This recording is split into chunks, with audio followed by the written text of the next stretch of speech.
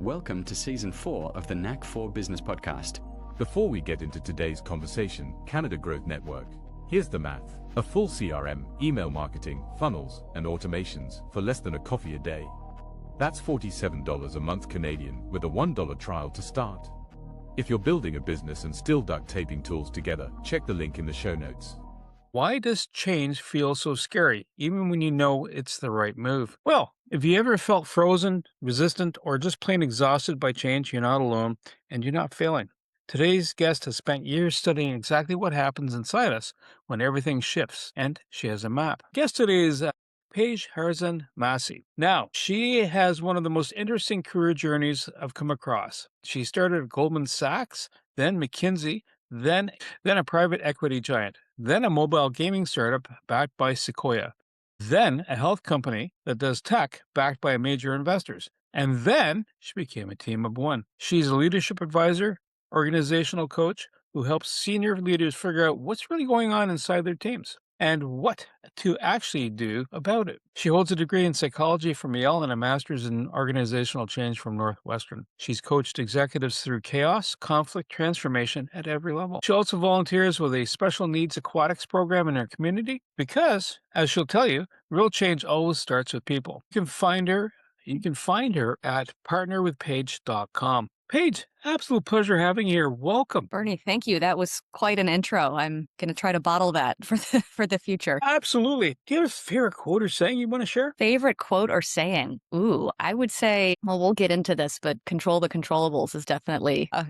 one that I say not quite daily, but pretty close, and either internally to myself or externally to someone else. Yeah. You can't control the wind if the wind's blowing, right? You just got to get out of the way. Yeah, I think that's it. We're done. What a great metaphor for change.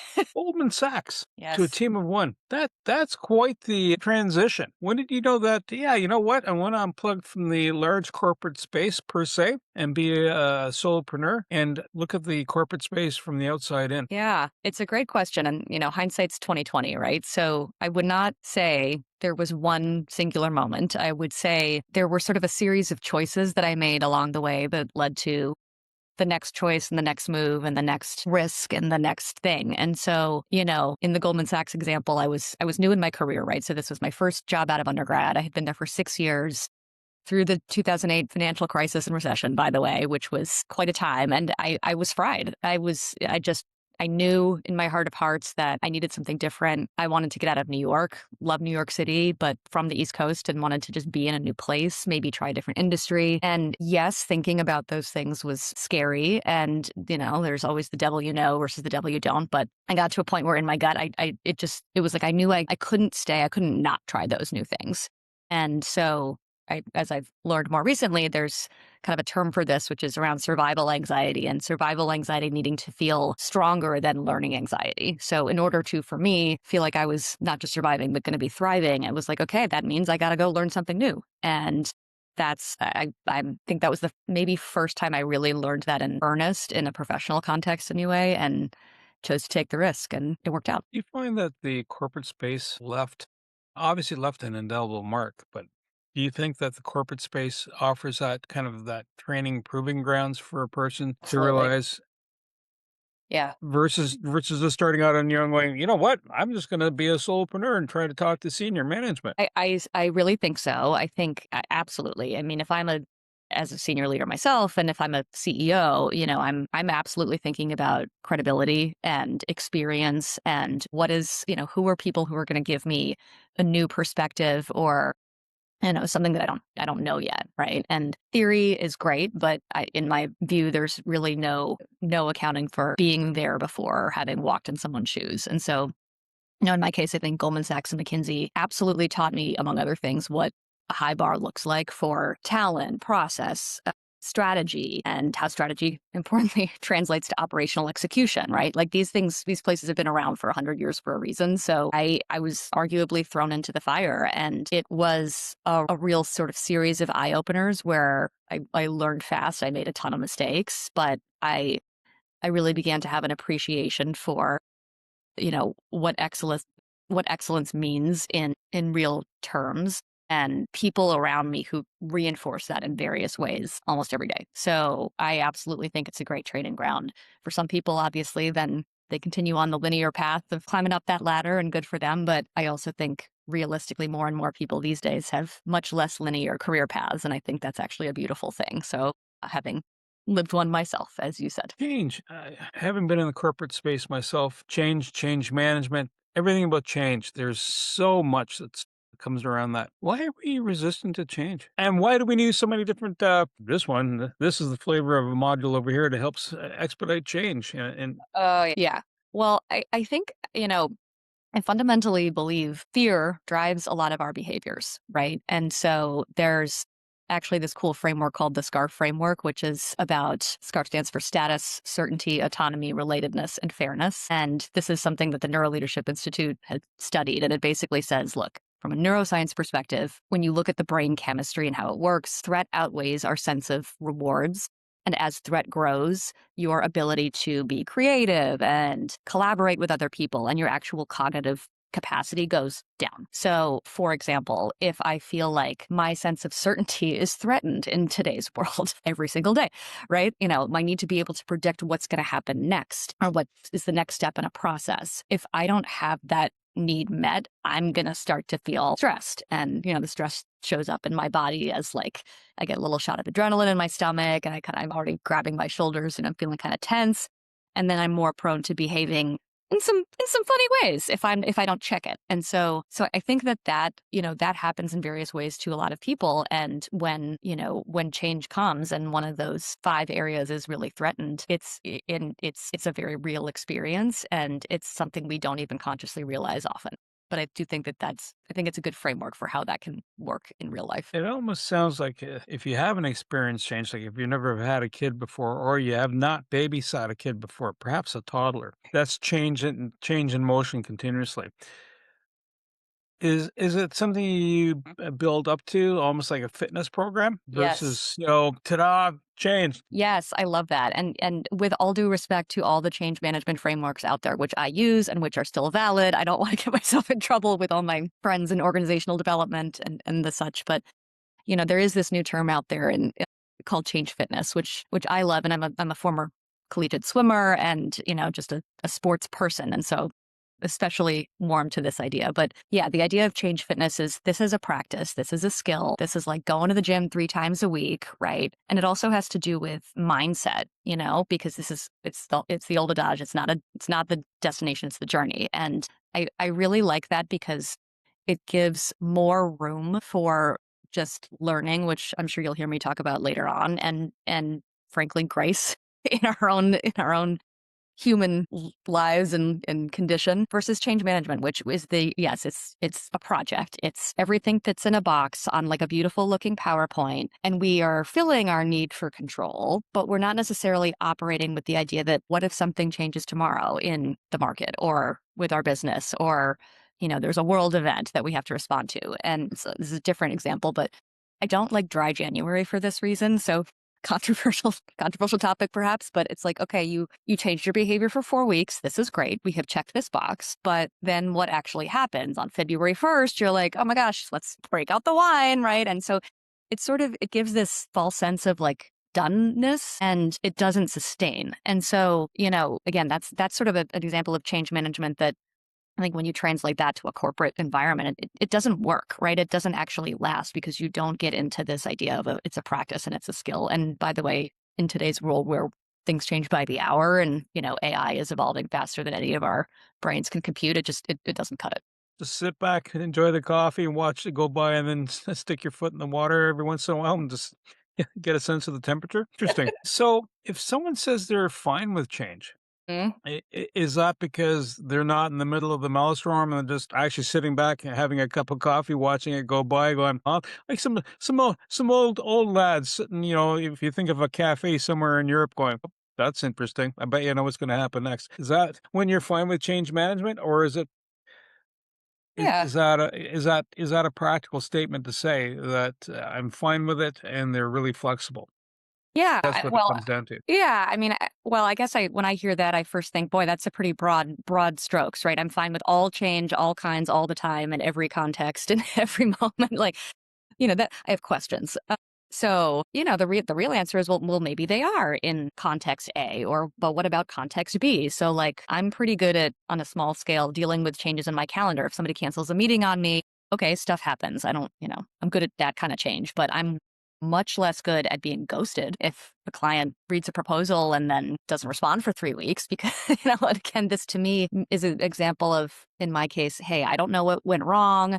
I don't feel like I have control anymore. I can't force somebody to write an email back, right? But it's like, so I would say if someone says I'm good at change, look a little deeper and maybe find some micro examples where, sure, maybe you are, and let's celebrate that and let's learn from it and let's share that with the masses. But let's also be honest about places where you feel like, hey, maybe I don't feel like I really know what's going on here. And some of those 5 fear activators are rearing, and let's explore that. What are the 5 fear factors that are activating? Yeah, so this is that scarf. So yeah, so I'll sort of say what I mean by this. So status is basically like, do I feel valued as a member of this group? Belonging is a common term that we've heard before. So when we feel like we have status in a group, we feel rewarded.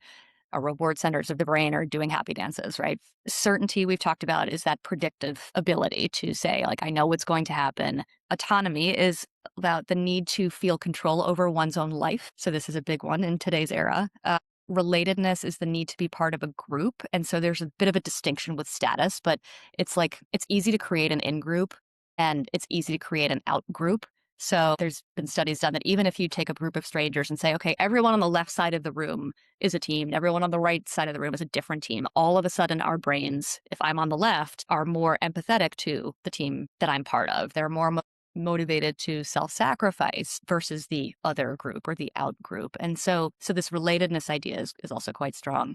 And then the F is fairness. So as the name suggests, it's like, perception of a fair exchange. Is the person who is making decisions, making them in a way with, being equitable in mind. And an interesting thing that I learned from the Neuroscience Leadership Institute is this is much more strongly activated if the human is making the offer. If it's an AI or a robot, right? It's like, okay, well, whatever. It's just it's a tool. But if it's a person, then all of a sudden we get activated if that need is not being met. So. Is there a personality that fits this well, that flows? I mean, every change is going to cause some sort of stress. If you're getting married and you want to get married, there's still stress. Versus, funeral, right?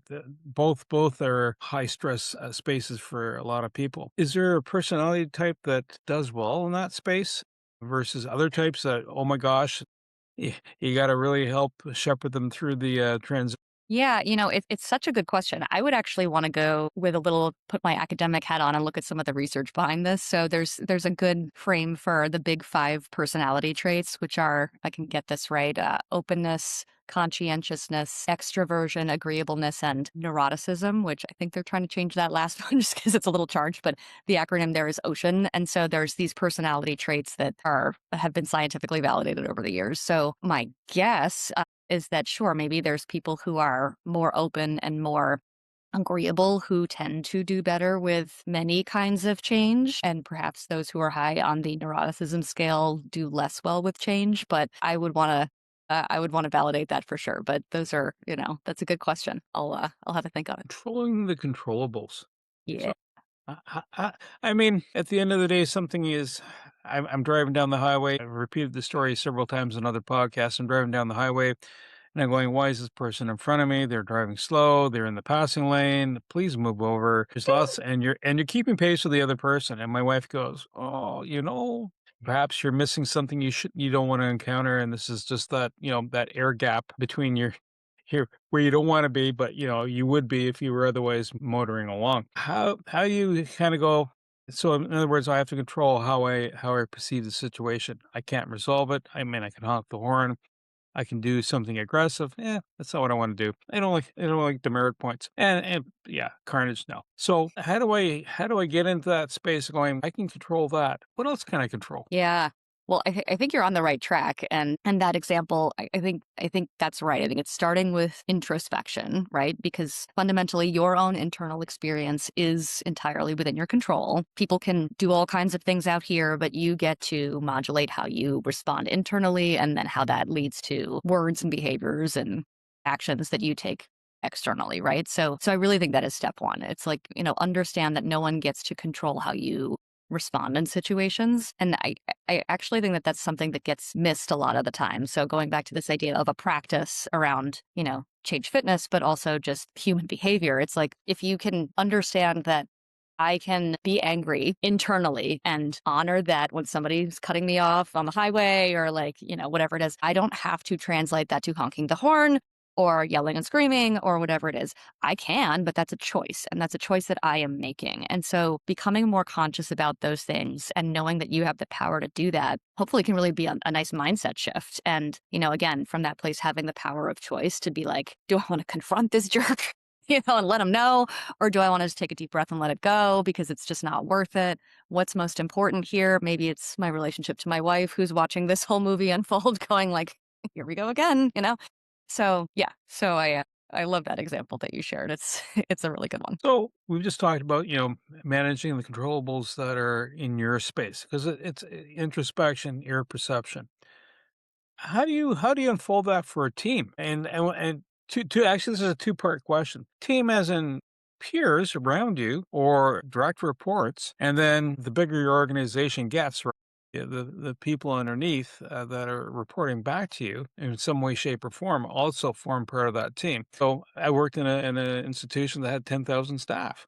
Another 10,000 wrapped around it that weren't on payroll. The CEO is going, I need to change how we look at something, right? And then, Mhm. get it across. How do you affect that change in a immediate space Yeah. and then in a larger space? Yeah, well, I think it's a similar model. So I look at organizations, sort of on the individual level, the team level, and then the broader organizational level. And I firmly believe everything starts with the individual, because this is all about human behavior. So I think it's the same idea. So if I'm thinking about managing the last team I had as a head of people, I would try my best to basically say, and this is a framework called I think it's the three W's and plus H. So that I would give them the what, the why, and either the when or the who, depending on the context, but I would let them figure out the how.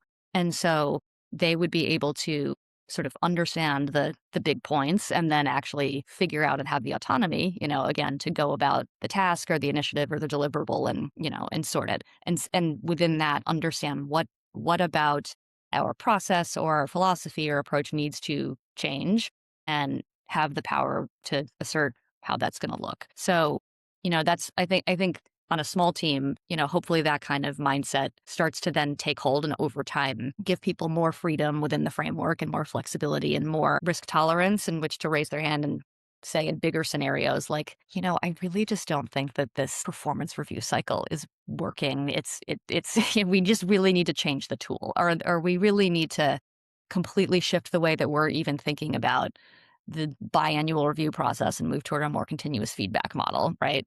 Versus a task or a simple initiative and with lower stakes. Yeah. So that's how I think about it. Is this like a lead by example also effect that you're going to see? So sometimes showing someone, think of swimming, right? And someone Hmm. says, "Listen, you can do this from this distance to this distance underwater." Or military training, for example, right? Yeah. You always have to push that limit and push harder and harder. It's has been done. How do you? And again, is that a demonstration piece, or do you work it up as in practice makes perfect, so you get into harmony with what you have to do? Yeah. In the swimming allegory, it's absolutely practice, day in and day out and recognize, I mean, some days I'd wake up and feel great and be ready to go mentally, physically. I had a good sleep last night. I don't have any exams tomorrow and I can just really focus on having the best practice I can. Other days I wake up and I'm like, I want to be here. I'm grumpy. Right. And the coach is still there telling you, holding the high performance bar. It's like, this is the set and these are the times and this is what's going to happen. But some coaches may not like this, but as an athlete, you still get choice, right? You are the executor. So, so you get to sort of say, all right, look, I'm going to hold back a little bit on this one because I'm just not feeling it today, but I'm going to try harder on this next set because that feels more within my capability in this moment. That's the way it is. That's human experience. And I think some of the best coaches, by the way, understand this and can work within that and kind of play in the mental part of the game as well. In business, same deal, right? I don't expect myself, heaven knows, or my team to show up with 110% of energy and gusto all day long. And, as a consultant, when I see that in managers or, leaders I work with, it's a question. I'm like, hey, we're a little binary in our approach here. Yes, we want a high performance bar, but let's build a bit more reality into what that means, because everybody's reading the news these days and it's not exactly pleasant, and everybody's got all kinds of anxieties about whether AI is going to take their jobs, et cetera, et cetera. And this is real. This means people are not going to show up perfectly all the time. In fact, they're going to show up scared and burned out and all the things. So we've got to embrace this and not pretend it doesn't exist in order to be effective. So a lot of times when change comes about is because it could be the circumstance of the business. So there has to be an adjustment. There's lots of companies over time that manufactured, and I'm thinking like Kodak, they manufactured certain products and they wanted to do a pivot, and imagine the conversations behind the pivot when someone is saying, hi, try this. They didn't go with it, or Blockbuster, for example, right? That's a really classic one. That's a good one. Right? And they didn't get into the subscription service, hence Netflix. Yep. And by the way, none of these companies are paying for their names to be mentioned here, by the way. How do you, as a company owner then, if you were the company owner, how would you want to handle a pivot? Because you're going, the old way's not working. And if we stay on the path, everybody's really going to have a lot of anxiety because I have to lay everybody off. We're not going to have money and the company will collapse. So I have to change, and I have a path. Two questions come to mind. Do you do modeling to help explain and see the pitfalls, or do you just kind of step your foot into it and then play it by ear? Yeah. Well, I would say a little of column A, a little of column B, right?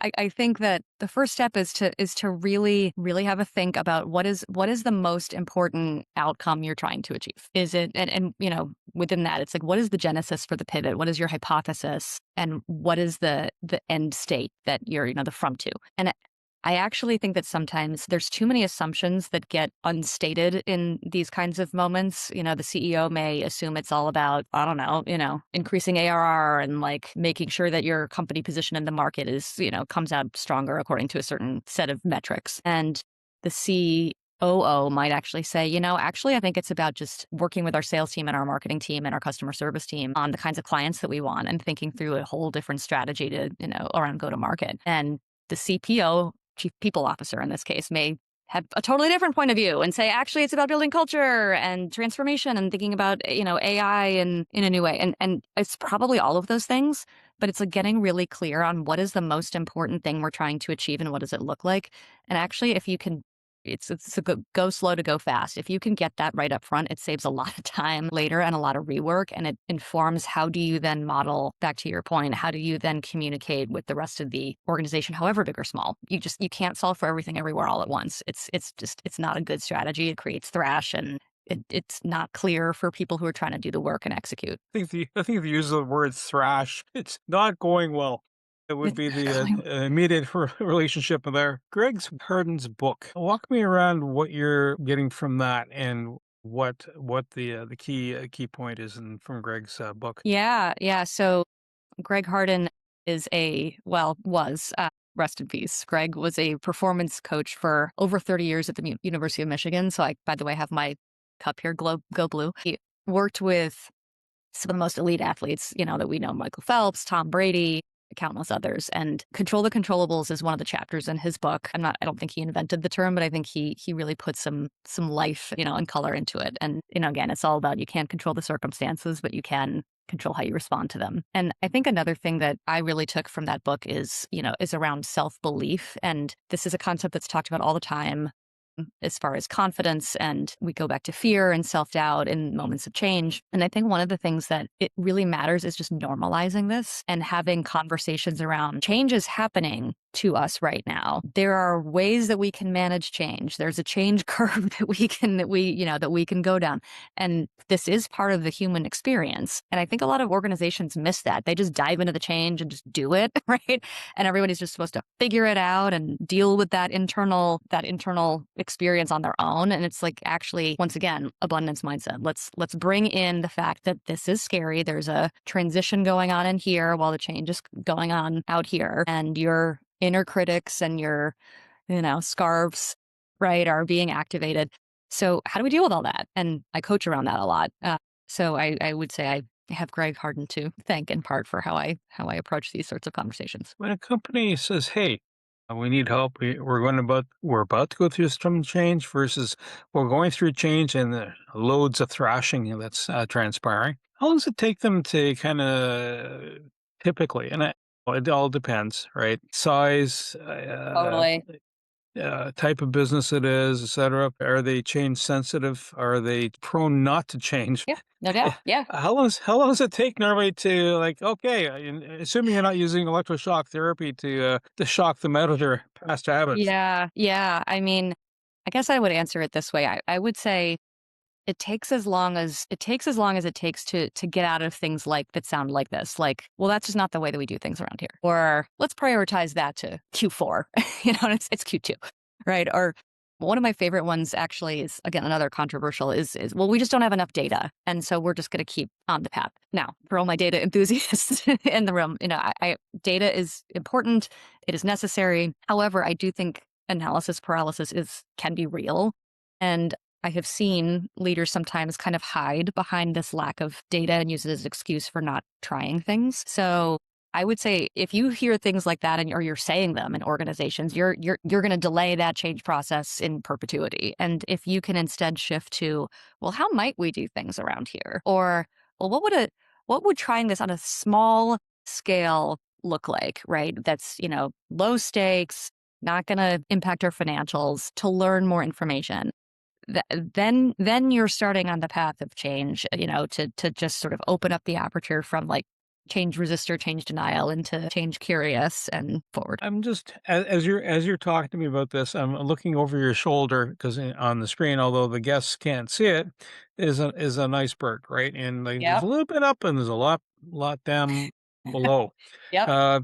The meat of it's below the surface. So is that kind of a metaphor then for Oh, what's yeah. happening? Yep, no doubt. That is an intentional metaphor. Yes. So my work is all about finding out what is under the iceberg. There's the things that you can see on the surface, and then there's the what's really going on of it all. And I find time and time again, and this happened to me, by the way, when I, was a head of people and a head of studio operations, that the more senior you get, the less people tell you the truth, right? And the more that you are prone to that bias of, well, I know what's going on in my organization. I have a complete understanding. I have the purview, right? But at the end of the day, you are still only a perspective of one, right? And there are however many other perspectives your organization holds. And so it is always so important to stay curious and to ask, well, what don't I know? There's always something we don't know. It just is, right? And so I think the leaders who have figured that out and balance this, this abilities to ask questions versus making super directive, closed-ended statements in moments of group discussion and brainstorm, and leaders who, again, have that learning orientation and encourage it and embody that themselves, and then encourage their organization to go find out and bring me new data or new perspectives are the ones that are really going to succeed in the future. And that's the stuff that's the below the iceberg, and we go back to human behavior. Organizations are illogical, right? They're made of human beings who have these emotions and these feelings that drive behaviors. And that's, no matter how big or small you are, that's just the way it is. And so I always like to get underneath how are humans behaving in the workplace in ways that serve you and ways that do not. And yeah, and I think there's always an aha there, no matter how much you think you've figured out the root cause and the symptoms and the root cause and the problem and the solution. And the most adaptive is not biased, but driven by age, culture, or orientation. And I leave that open because growing up, there used to be two. A third one would be asexual, and then all of a sudden there's a kind of a panorama, and which is fine. It's like, okay, but do you find that if someone has either by age or by culture or even Yeah. by industry, that Yeah. they flow well with change. They might need, not that they're totally impervious to having hiccups or Yeah. thrashing, but Yeah. is there a tendency that you find that that happens? Well, Well, on the generational point, I will say this. I read some interesting articles on this recently, about how the generational quote unquote divide is actually just this big cover story for for people who are just simply not understanding one another's lived experiences, and that extends to, in some ways, being closed or open to change. So look, maybe, I think that I will say this, I think that there are, when human beings are placed in different contexts, taking me as a small example, this is very small, if I'm working in banking versus consulting, it's a totally different context. New York versus San Francisco, totally different context. I am adapting my behavior and changing, whether I know it or not, based on the role that I'm in, the company values, who's my boss, what are the expectations. And so I would say, keeping in mind that the organizational conditions and that matter, and then you are actually changing and adapting and behaving in ways that in reaction to those conditions is important. And that's irrespective of gender, age, race, generations, etc. I will let the other folks who are much more versed than me on diversity and inclusion comment beyond that, but that's how I think about it from a change perspective. well, not so much for diversity, and I know DEI is a trigger button for some folks, Yeah. but I've also understand that if you've only lived in one box and never seen any other boxes Yeah. around you, right, in Yep. other spaces. Yep. People that have traveled have gone to other countries, right, and just for a visit, not to live there permanently, or have immigrated, Absolutely. which can be another hot button topic.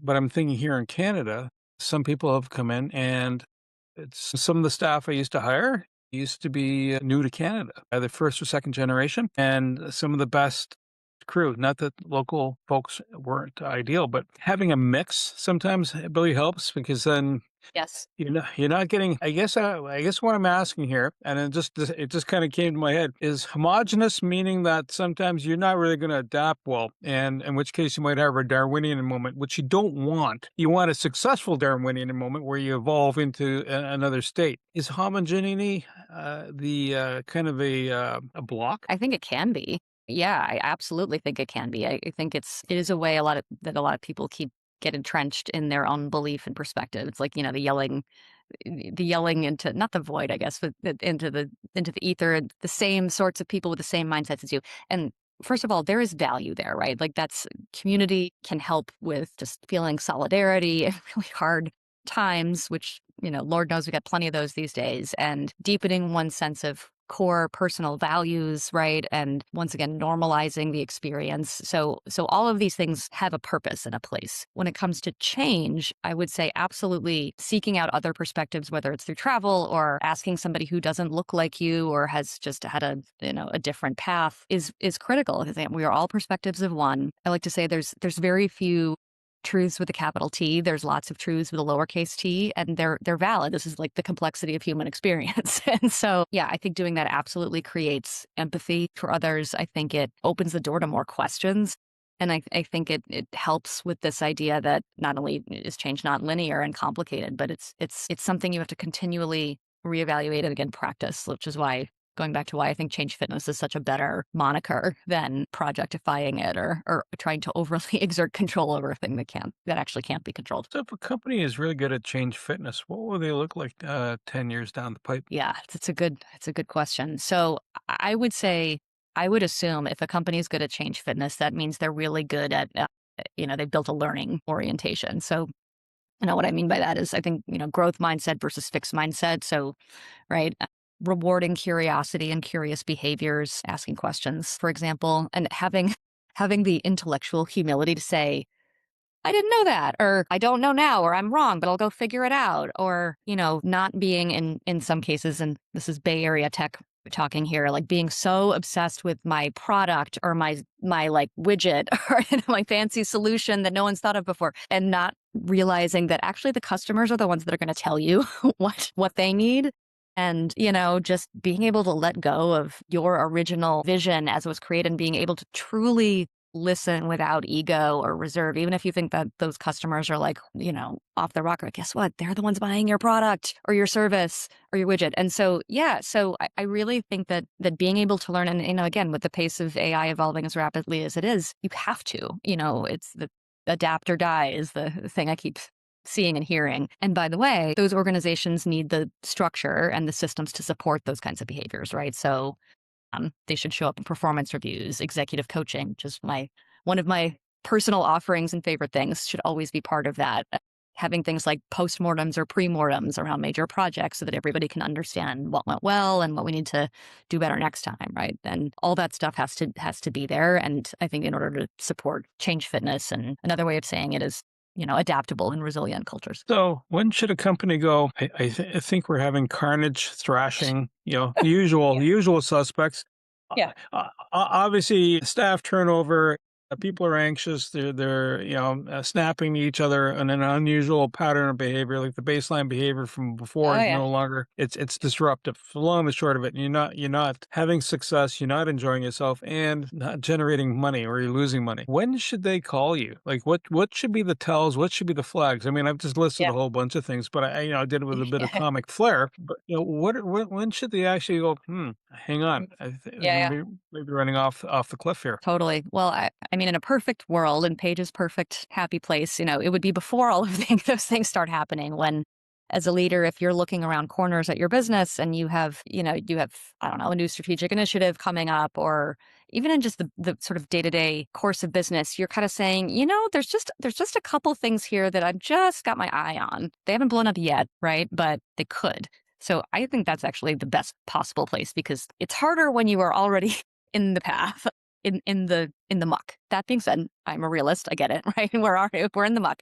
If you're feeling as a leader, if you're stuck or you're uncertain or alone in making a big decision, and how to execute those big decisions, like things that are going to elicit change. So, or if you've done the change or are thinking, okay, now what? Now, how do we bounce back? How do we build that resilience that we need? So to make it concrete, I would say if you're, as an example, an organization that's growing rapidly and figuring out like what got us here to, I don't know, like, our initial funding stage, and, with a team of 20 and being scrappy and just kind of getting on the phone. We need to get on the phone and figuring it out. But now we're going to grow to a team of 50 or more, and we have to start to integrate systems, and we have to have things like a proper HR and IT and, a more robust finance process. And again, the AI of it all. How do I integrate that whole thing, without just throwing the tech at people and letting them figure it out? That's a good moment.